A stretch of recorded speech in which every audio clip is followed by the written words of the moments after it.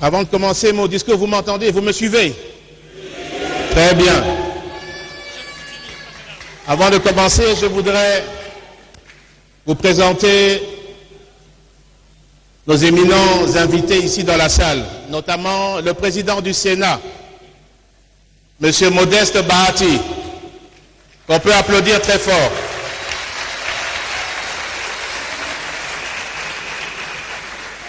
Il nous a fait l'honneur de pouvoir être aujourd'hui, malgré ses multiples occupations.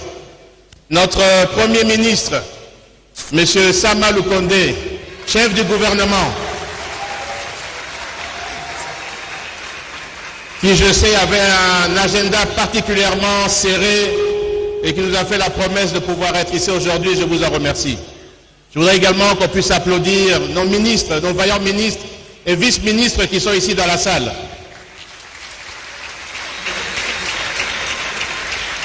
Affaires foncières, épiques, transports, nos vice-ministres également qui sont ici présents devant nous, je vous remercie. Honorable Président du Sénat, Excellence Monsieur le Premier ministre, chef du gouvernement, Mesdames et Messieurs les membres du gouvernement, Mesdames et Messieurs les représentants de missions diplomatiques, Messieurs les représentants, présidents, secrétaires généraux des différents partis de politique de l'Union sacrée, Mesdames et Messieurs les représentants du Collège des fondateurs, Messieurs les secrétaires généraux adjoints, Mesdames et Messieurs les membres du comité exécutif du parti, Messieurs les présidents interfédéraux du parti, Messieurs les présidents fédéraux, Monsieur le président de la Ligue des jeunes, Madame la présidente de la Ligue des femmes, Mesdames et Messieurs les représentants des partis politiques, Messieurs les mandataires publics, Mesdames et Messieurs les représentants des confessions religieuses, Mesdames et Messieurs les représentants de la société civile, chers camarades, c'est un immense plaisir de prendre la parole devant vous à l'occasion du 4e Conseil des représentants du mouvement de libération du Congo, qui coïncide avec le 25e anniversaire, le jubilé d'argent de notre cher parti.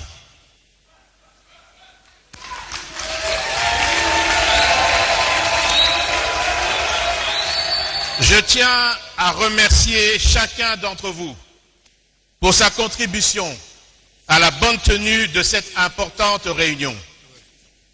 J'adresse également mes remerciements à nos représentants venus des 79 fédérations du MLC,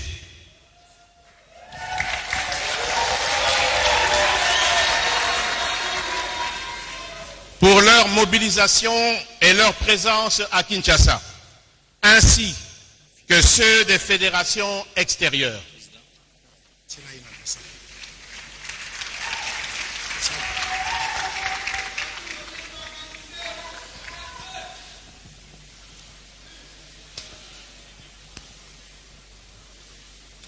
Pour des raisons que d'aucuns ignorent, je n'ai pas pu participer au Conseil des représentants de 2011 et 2018. Vous pouvez dès lors mesurer l'honneur qui m'échoit de participer à ce conseil après celui de 2006.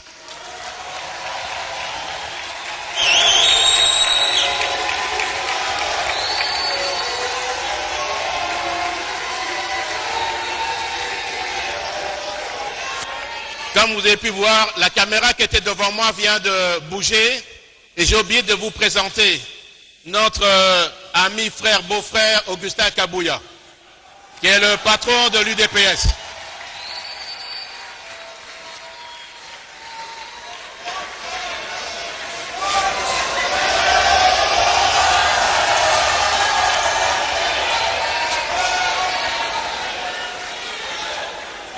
voudrais m'en excuser, j'avais la caméra juste devant moi. 30 septembre 1998, c'est sur le sol de la République démocratique du Congo, précisément à Kisangani,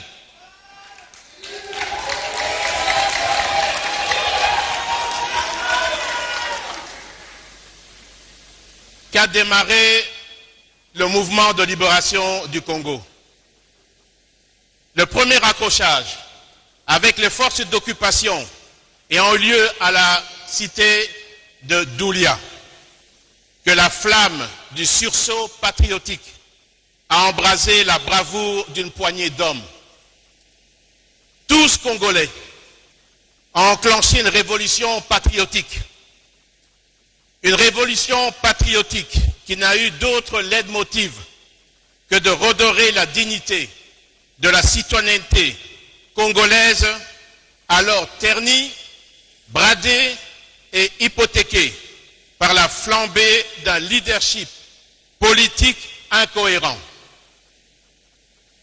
Ce dernier a été porté au pouvoir par une corde de puissance étrangère, hétéroclite, réduisant ainsi la République démocratique du Congo, notre mère patrie, en une sorte de pandémonium et une espèce de société désarticulée, sans repère ni conscience collective, faisant ainsi de notre pays un butin de guerre. Sa haine contre les Congolais avait contraint des millions de nos compatriotes à l'exil et d'autres à un exode intérieur. En somme, une anarchie instaurée qui n'avait d'égal que le chaos et la désolation totale dans le quotidien du citoyen congolais. Nous en subissons encore aujourd'hui les conséquences néfastes. Oui, une révolution animée par un idéal sociétal, initiée par de dignes et braves fils de notre pays qui croient fermement que l'avenir de la mère patrie, notre chère République démocratique du Congo, demeure en l'écriture par nous-mêmes de notre destin commun. Nous avons pris les armes pour que toutes les tribus du Congo, toutes les minorités,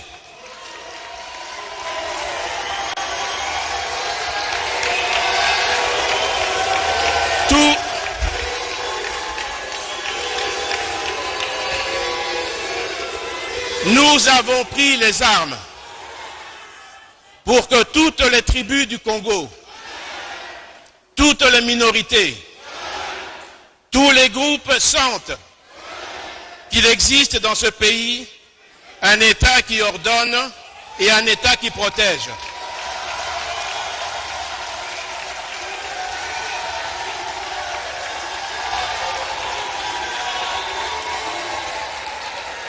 Une vision qui était en effet une décision drastique, mais bien mûrie, que d'aucuns ont assimilée au départ à une parodie de mauvais goût.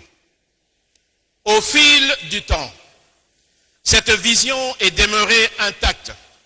Et aujourd'hui, la réalité justifie cette détermination et cet engagement patriotique qui se sont justement révélés et avérés sans faille sur fond d'un patriotisme profond ayant pour socle le sacrifice, l'abnégation et le service pour l'intérêt général de la patrie et du peuple congolais. Car, dit-on, il n'y a de révolution véritable sans amour, amour de la justice, amour de la patrie et amour de l'homme. Chers camarades, du 30 septembre 1998 au 30 septembre 2003, toute une génération est couverte, c'est-à-dire 25 ans d'histoire depuis que nous avons opté pour le choix de la liberté qui nous a amenés à la création du MLC, notre cher parti politique. 25 ans d'histoire que je ne saurais compter en quelques minutes ou heures ici devant nous. Je voudrais qu'on applaudisse l'entrée du président de l'Assemblée nationale, M. Mbosso Kodia.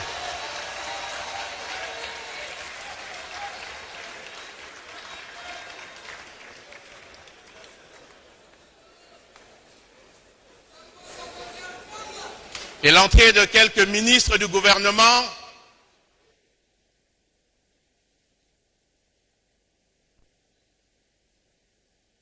M. Guy Lando,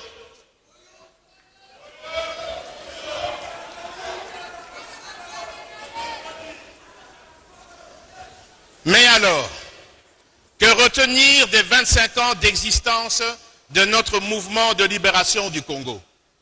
Chers camarades, à nous-mêmes, à nos enfants et aux générations futures, nous nous devons d'enseigner aujourd'hui, comme demain, par notre conscience collective, nos actes et l'histoire, qu'il n'y a ni grandeur, ni valeur, ni honneur, ni dignité, sans intégrité morale, sociétale et politique. Que notre patrimoine commun, notre bien le plus précieux, c'est notre mère patrie, qu'il faut honorer par la mémoire ou de leurs vivants, aujourd'hui comme demain, les dignes fils et filles de notre pays, à l'exemple des vaillants et valeureux martyrs de l'indépendance face à la colonisation, et aussi comme les pionniers du MLC qui se sont sacrifiés pour dire non face aux phalanges meurtrières des envahisseurs qui considéraient notre Congo comme leur butin de guerre.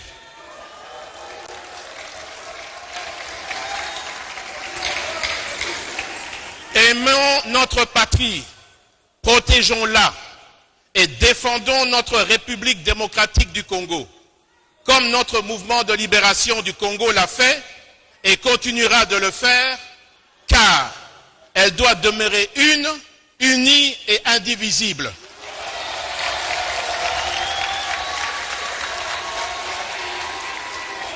Chers camarades, je répète, aimons notre patrie, protégeons-la et défendons notre République démocratique du Congo, comme notre mouvement de libération du Congo l'a fait et continuera de le faire, car elle doit demeurer une, unie et indivisible.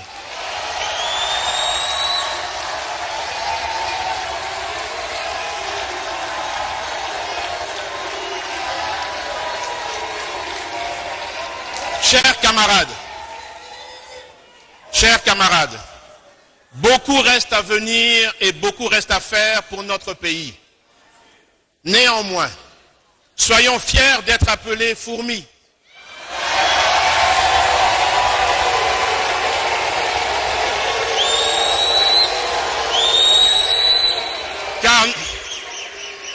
Car nous faisons partie d'une famille politique qui s'est toujours inscrite du bon côté de l'histoire. Ensemble, nous avons toujours regardé dans la même et avons répondu présent et apporté notre contribution significative dans tous les rendez-vous politiques de notre pays.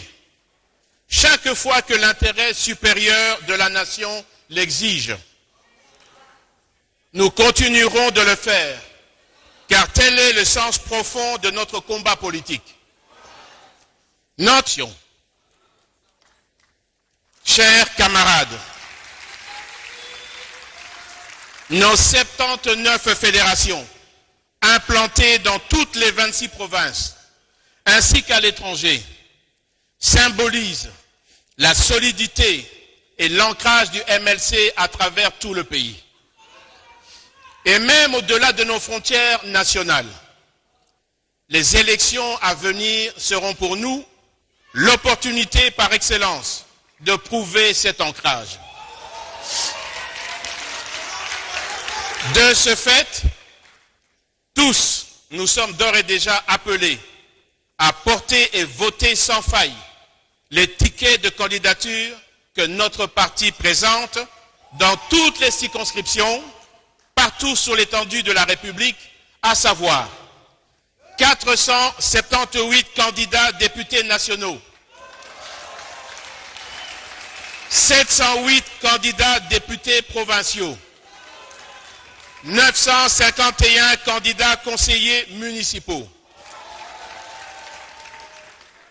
Chers camarades, l'année 2003 qui s'achève a cette particularité de marquer le début de l'organisation des élections générales.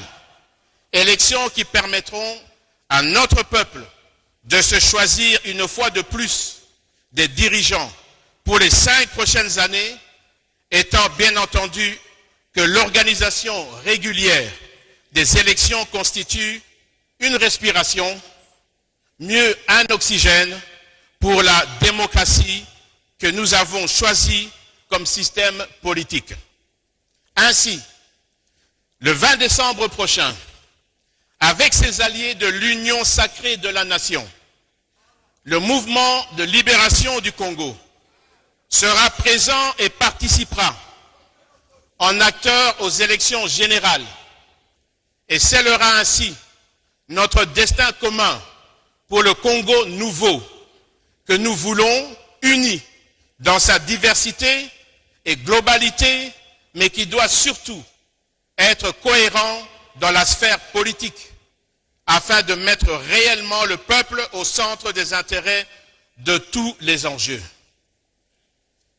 Résolument engagés dans notre propre logique politique et attachés à notre propre interprétation des valeurs républicaines et d'unité nationale, il va de soi que le MLC consente des sacrifices et concessions compte tenu de l'environnement politique, mais surtout pour faire progresser le social et le quotidien du citoyen congolais, dans la paix et dans la sécurité partout sur l'étendue du territoire national.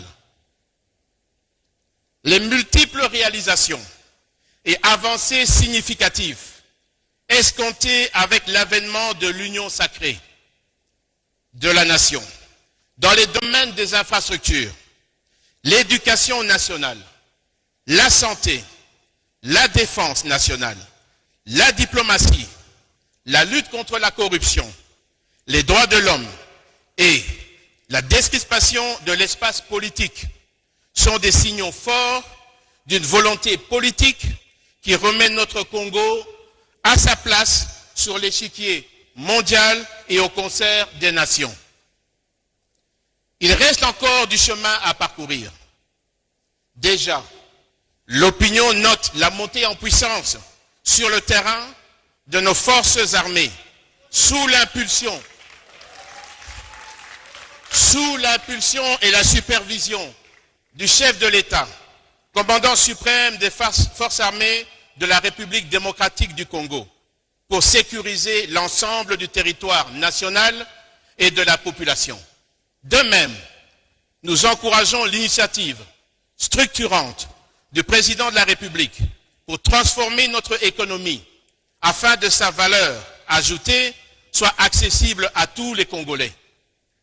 Par ailleurs, la gratuité de l'enseignement a inversé la courbe négative de la scolarisation de notre jeunesse. C'est ici le lieu de féliciter notre gouvernement pour la reprise en main de toutes les disciplines sportives, ainsi qu'en témoigne l'organisation réussie des Jeux de la francophonie. Notre agriculture devra être rendue dynamique pour garantir l'autosuffisance alimentaire et réduire ainsi notre dépendance vis-à-vis de l'importation de denrées alimentaires de base. Le MLC salue l'initiative de la couverture santé universelle destinée à rendre accessibles à tous les soins de santé. À cet égard, nous notons avec satisfaction la gratuité des accouchements décrétés par le chef de l'État. Personne ne peut ignorer la multiplication par 5 du budget de l'État entre 2019 et 2023.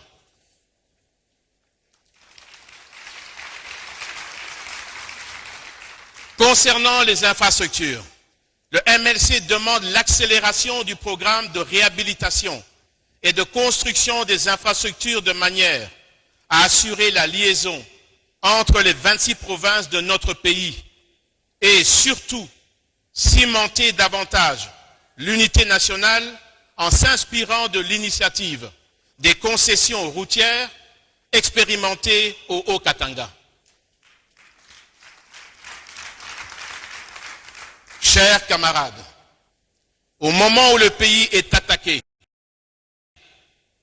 par des voisins malveillants, le Rwanda, l'heure n'est pas à la division, mais bien à l'union de toutes les filles et tous les fils de la RDC, afin de bouter dehors l'ennemi. À cet effet, il y a eu au préalable plusieurs consultations internes de notre parti pour recueillir les avis, suggestions, considérations et orientations. Après débat dans différents organes du parti, à savoir le collège des fondateurs, le bureau politique, le comité exécutif national, les fédérations et structures locales, il s'est dégagé une tendance majoritaire dans le sens de la poursuite de la réalisation de nos objectifs en tant que formation politique autonome, sans toutefois être en marge des considérations de l'union sacrée de la nation, dont le MLC compte parmi les artisans majeurs de la première heure. Car l'histoire retient, une fois de plus, que les motions ayant conduit à la déchéance des bureaux, aussi bien de la Chambre haute que de la Chambre basse, ont été portées par l'ensemble des partis politiques, initiateurs de l'Union sacrée, ainsi que les deux par les élus du MLC. Chers camarades, je souhaite vraiment voir notre population sortir de la misère. Je souhaite vivement que ceux qui veulent diriger notre pays prennent à bras le corps la solution à la misère de notre peuple. La vision du président de la République pour le développement de notre pays rejoint totalement notre propre vision.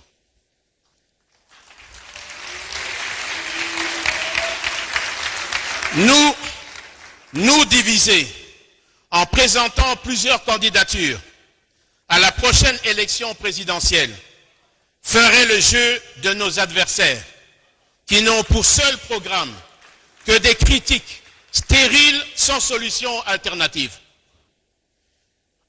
Je peux vous témoigner de la détermination du chef de l'État qui ne cesse du matin au soir de veiller à ce que le pays aille mieux, la sécurité règne sur toute l'étendue du territoire national, les enfants puissent aller à l'école, le programme de construction des infrastructures sanitaires, portuaires, aéroportuaires puisse être accéléré dans le cadre du programme de développement local des 145 territoires.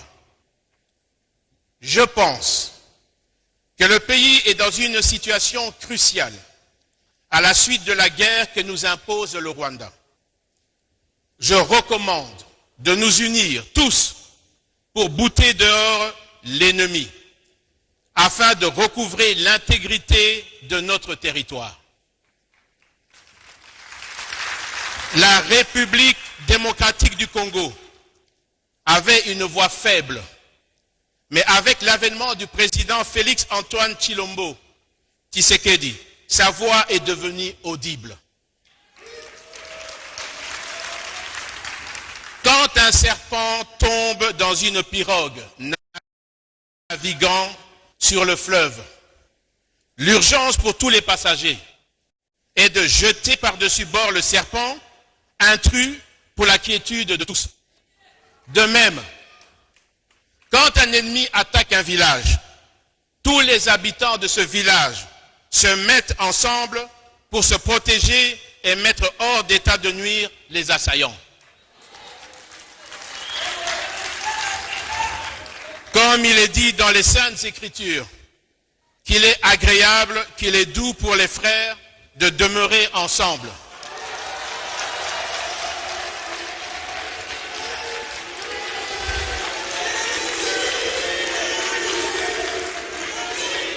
Comme il est dit dans les Saintes Écritures, qu'il est agréable, qu'il est doux pour des frères de demeurer ensemble. Le MLC réaffirme son appartenance à l'union sacrée de la nation. Comme témoin privilégié de la volonté du chef de l'État de transformer profondément notre société pour mener notre pays vers le développement, d'assurer sa sécurité et d'imposer la paix à l'intérieur de nos frontières. C'est pourquoi j'ai décidé de ne pas me présenter ma candidature.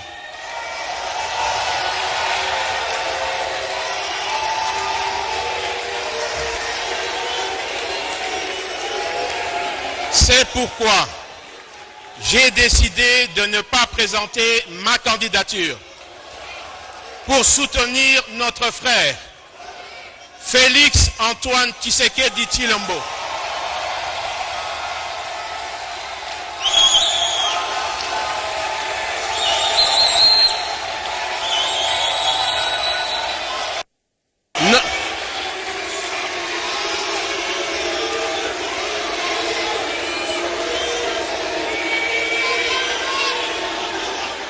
Je répète, c'est pourquoi j'ai décidé de ne pas présenter ma candidature pour soutenir notre frère Félix Antoine Tshisekedi Tshilombo, notre président, à la prochaine élection présidentielle, afin de créer les conditions pour le camp patriotique de l'union sacrée de la nation, de l'amener à la victoire pour parachever ce qu'il a entrepris. Et nous mettrons tout en œuvre pour lui faire gagner les élections. Que vivent nos 25 ans de lutte politique. Que vive le mouvement de libération du Congo. Que vive l'union sacrée de la nation. Que vive la République démocratique du Congo. Unis, nous sommes plus forts. Avec Dieu, nous vaincrons. Je vous remercie.